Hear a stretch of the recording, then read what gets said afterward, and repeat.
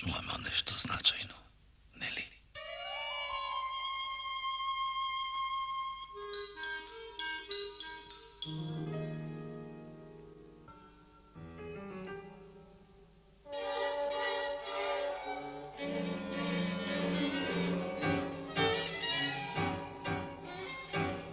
И еве стигнуваме до нешто значајно, нели?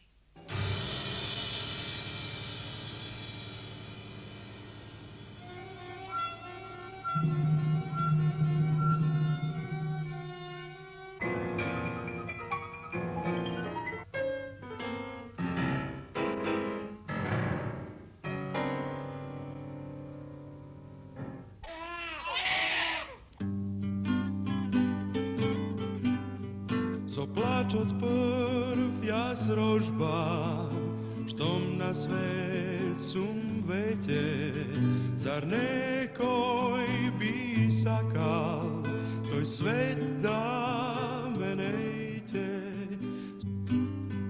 А светов доцна сознав, ме примил со мака, но штом су тука веќе, подајте ми рака, а светов доцна сознав, ме примил со мака, но штом сум тука веќе, подајте ми рака. Секое дете треба да се роди сакано. Секое дете има право да се роди сакано. Семејните односи, семејните активности и одговорности добиваат нов карактер, нова насока на семејниот живот од мигот кога во домот влегува нов човек, новородено дете.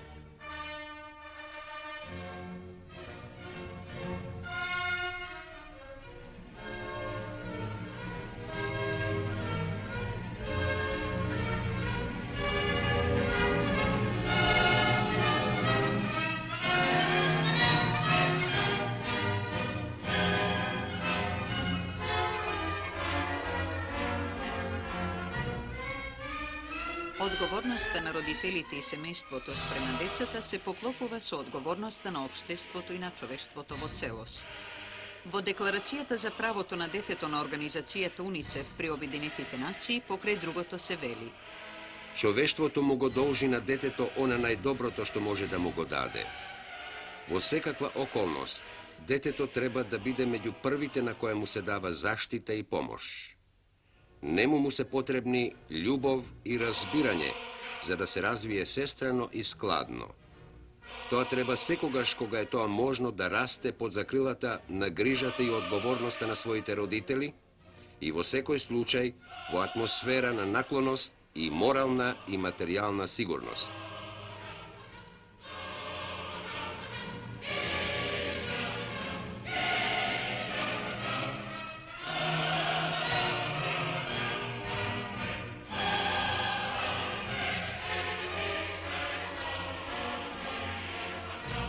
Губитокот на децата во семејството представува тежок удар.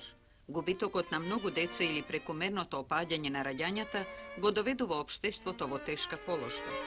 Затоа и здравствените работници полагаат голема грижа за намалување на смртноста на новородените. Во нашава земја, за разлика од пред Втората светска војна, кога во Југославија од 1000 новородени својот прв роден ден не го дочекуваа 170 деца, денеска, благодарение на сеопштата грижа на општеството, таа смртност е сосема намалена и изнесува 30 на 1000 новородени.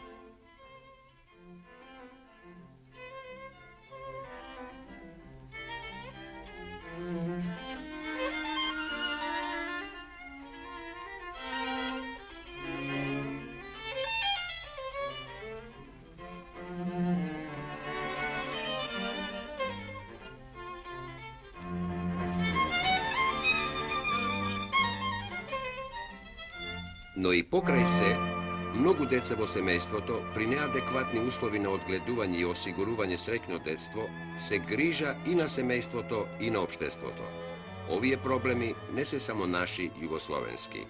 A svetот je jedno golemo semejstvo, no podeljeno na razvijeni i nerazvijeni, na bogati i siromašni i na onije što se votek na razvoj, vo koji spadje i našava zemlja. Demografski te dviženja vo svetot podelen vaka ima svoji paradoksalni tekovi. Na jedna strana mnoštvo rađanja nasproti teški te ekonomski uslovi siromaštija, na druga obidi da se regulira rađanjata i ekonomski blagodeti. A ekonomska ta položba, evo neposredna zavisnost od demografski te dviženja vo svetot i vo sekoja zemlja pooddelno.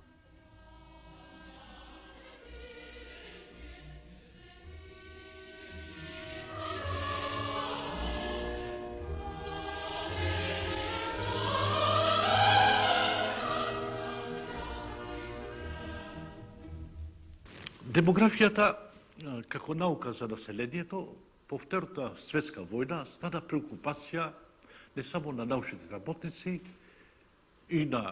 туку и на владите и на граѓаните на целиот свет. Во земјите кои се високо развиени и кои имат ниска стапка на растеж, како и во земјите кои што се неразвиени и кои имат еден експанзивен растеж на населението. Во многу земји се прават обиди да се изработат популациони политики, најсоодветни популациони политики, за да се доведе во согласност растежот на населението и растежот на стопанството. Во демографски поглед, Југославија представува еден микрокосмос, во кој може да се најдат сите екстремии кои постојат во светот. И подрачја со многу низок демографски растеж, еднаков со тој во најразвиените земји, исто така и подрачја со многу висок растеж кој прилега на земјите од Латинска Америка. За нас е интересно како е средната стапка на растеж на Југославија. Југославија средно има стапка на растеж еднаква на развиените европски земји. Меѓутоа, еден експанзивен растеж на наталитетот и на населението имаме токму во неразвиените подрачја на Југославија, тоа значи во неразвиените републики и во покрајината Косово. Затоа ќе се задржиме малку повеќе на нив. За нив, за овој експанзивен растеж се интересни три страни на проблемот. Првиот е хуманитарен, односно правен аспект и се состои во тоа да се најде една согласност меѓу биолошката функција на жената и нејзиното достоинство и равноправност како граѓанин. Една жена која времето од пубертетот до климактериумот го проведува во бременост, во раѓање, во доење, не може да користи неформално, ами стварно, од равноправноста што го дават Југословенскиот устав и југословенските закони. Тоа е едниот аспект. Другиот аспект се однесува на младата генерација и се состои во должноста на општеството да осигури на секој млад човек работно место ако сака да работи. Тоа е една многу важна задача и се постава прашање дали едно општество со ваков стопански развиток и со ваква експанзија на растежот на населението може да осигури на секој млад човек во работоспособна возраст работно место. Третиот аспект се состои во една потребна функционална зависност меѓу развитокот на стопанството и развитокот на населението, за да се добијат максимални, оптимални ефекти и на општествен план и на економски план. Ситуацијата во ова република е следната. Секоја година се раѓат 28 до 30.000 нови граѓани. Од нив 12.800 се активно население. И тие треба да добијат работни места во социјалистичкиот сектор. Меѓутоа, во еден период од 23 години, тоа значи од 47 година до 69 година, успевале да најдат работа само 8.900 лица. Тоа значи 3.900 лица не можеле да најдат работа. Ако тоа се помножи ова цифра со 23, ќе се добие околу 90.000 жители. Овие 90.000 жители, останати без работа, са разделени на две. Едни се регистрирани како невработени, привремено, а други се најдуваат на привремена работа во странство. Тоа значи проблемот на безработност нема ништо мистериозно во себе, ами е зависно од двата фактори. Од растежот на населението и од растежот на вработеноста.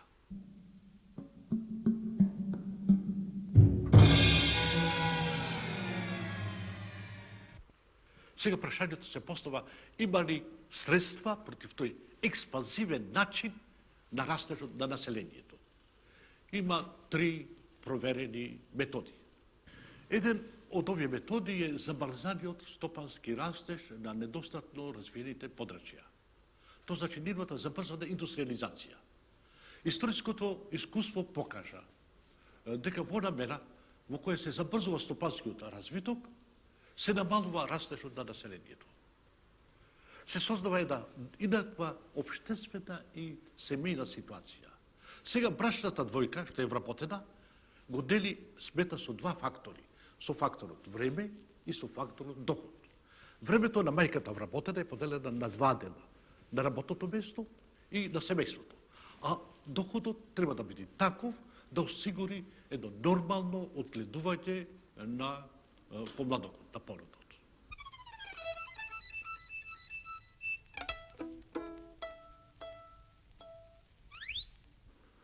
Мислам дека едно такво семејство во едно индустриализирано општество е способно за едно одговорно родителство и за едно рационално димензионирање на големината на семејството.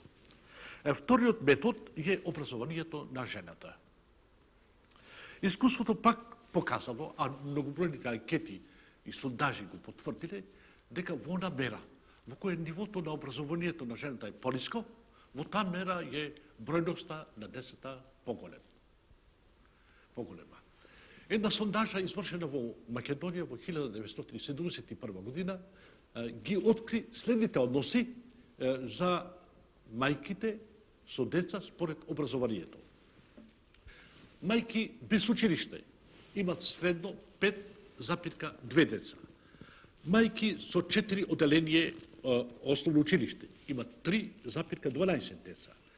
Мајки со 8 оделение основно училиште имат 2,29.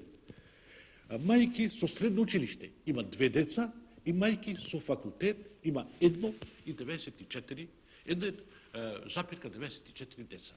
Тоа покажува дека образованието е изваредно ефикасен фактор во димензионирањето на семејството.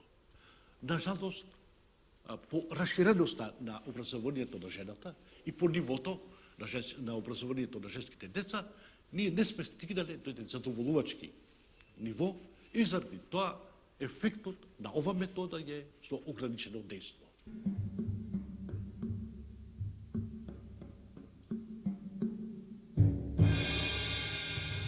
Третиот метод се состои во планирањето на семејството. Овој метод има како задача, како основна задача, да ги информира граѓаните за средствата и можностите на регулирање на наталитетот. Да ги направи тие средства достапни до граѓаните и да даде потребната стручна помош.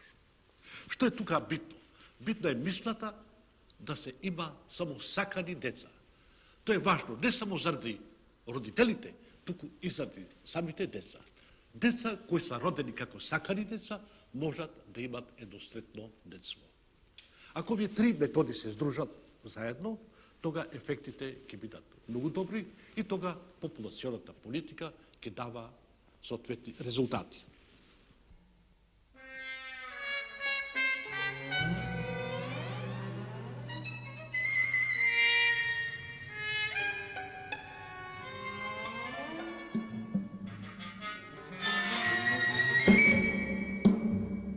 Јас ќе се обидам со неколку збора, со неколку момента, да говорам на тема за негативните последици од непланирањето на раѓањето на дете, односно раѓањето на несакано дете.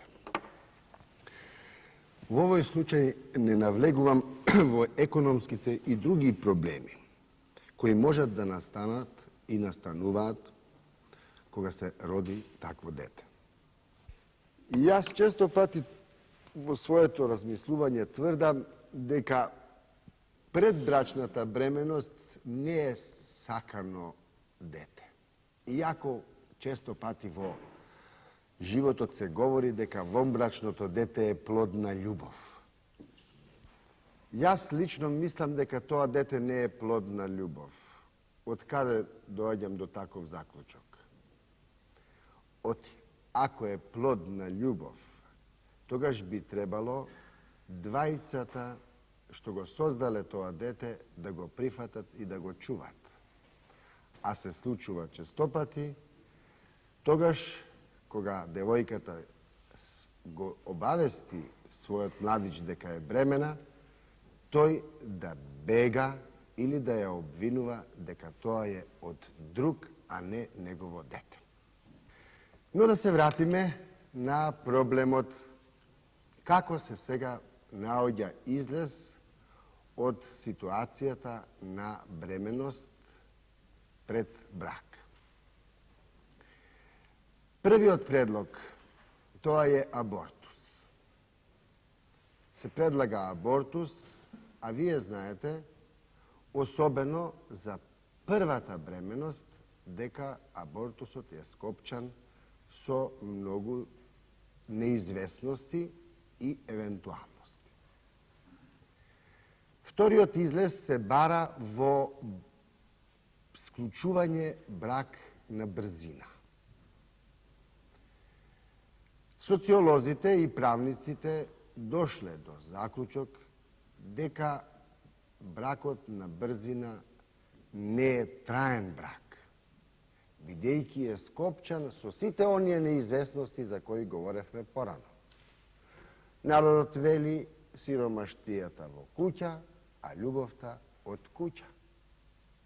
И од тука се смета дека таквиот брак не може да трае долго доколку не извршат напори овие млади родители да се вклучат во работа и да создават своји средства.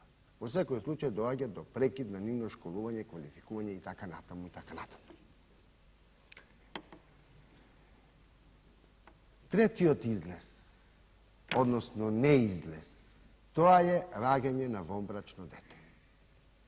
За жал, не е ретко случајот да се пораѓаат мајки и со ванбрачни деца, а после неколку дена пораѓањето ја напуштаат клиниката, тоа се избегуваат, а децата ги оставуваат на клиника. Моментално имаме 3 деца кои се стари по 3 до 4 месеца, не можат да се згрижат во мајчин дом, затоа што мајките не се знаат и нема кој за ним да плаќа издржавка.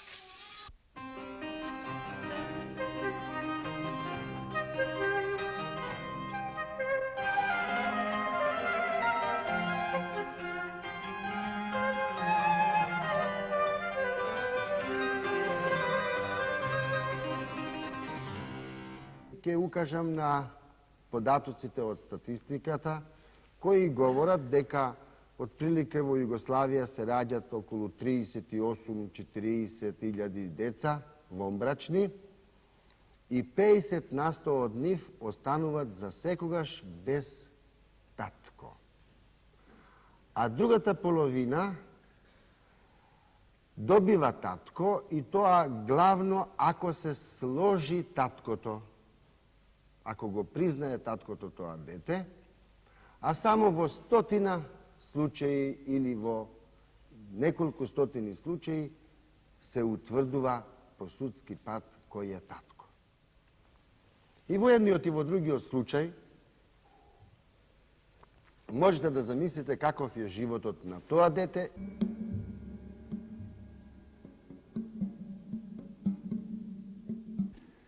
Од тука, укажувајќи на овие проблеми, сакам да заклучам дека раѓањето на детето треба да биде планирано. Тоест, детето треба да биде сакано. И тогаш да се посака дете, кога двајцата се спремни тоа дете да го чуват, тоа дете да го гледат, да го воспитуваат и да расте во една нормална средина. Јас мислам за децата во светот дека тие кога ќе се родат треба да бидат среќни и дека денешниот свет треба да биде наменен само на нив.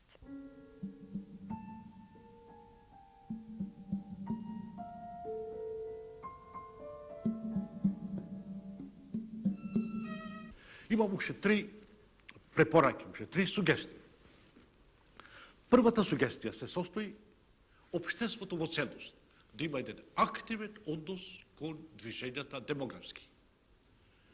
Втората сугестија е доброволноста. Треба да биде еден есенцијелен дел и основен метод во популационата политика. Тоа значи дека таа популациона политика треба со доброволна основа, со согласност на граѓаните да се врши.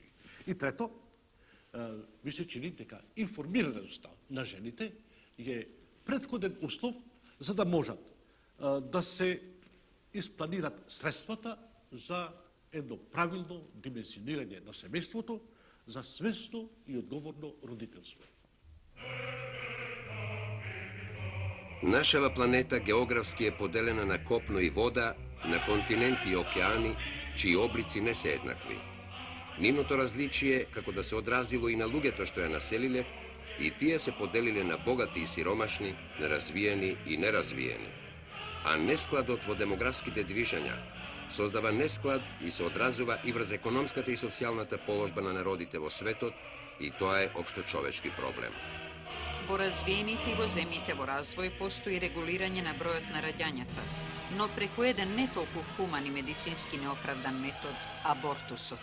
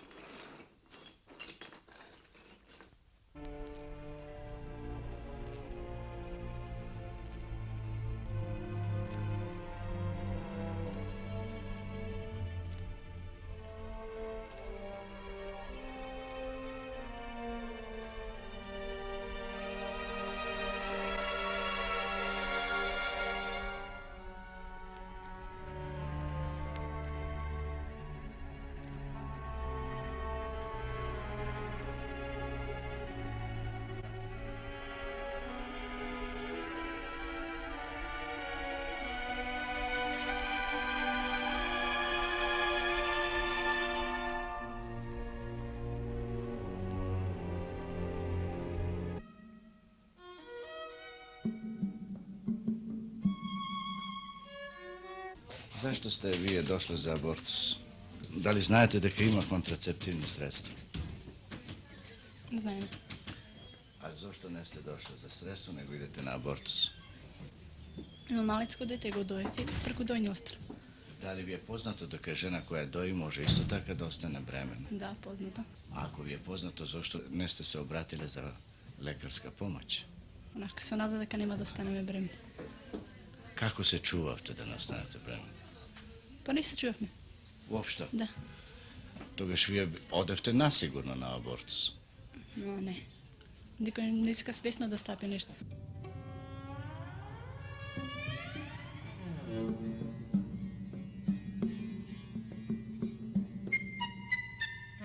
Меѓутоа, медицинската наука денес направи големи усилби да се избегне патот до абортусот со создавање заштитни средства кои ја спречуваат несаканата бременост.